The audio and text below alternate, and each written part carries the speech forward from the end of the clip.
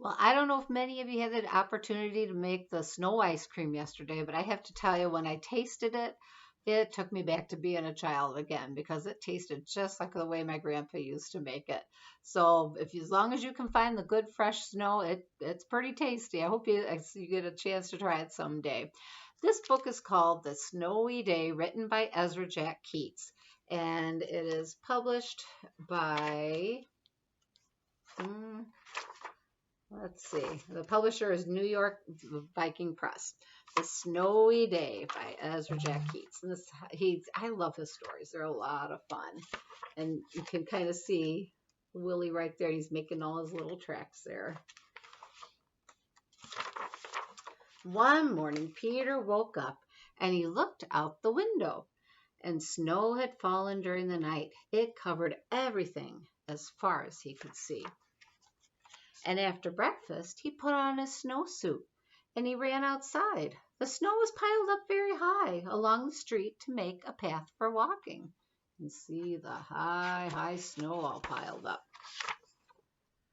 And crunch, crunch, crunch, his feet sank into the snow. He walked with his toes pointing out like this, and then he walked with his toes pointing in like that. Then he dragged his feet slowly to make tracks, and he found something sticking out of the snow that made a new track. It was a stick that was just right for smacking a snow-covered tree. Look at his little hat, how it curls up. Down fell the snow, plop, plop, plop, on top of Peter's head. He thought it would be fun to join the big boys in their snowball fight, but he knew that he wasn't old enough. Not yet. So he made a smiling snowman, and he made snow angels. Have you ever made snow angels? They're lots of fun.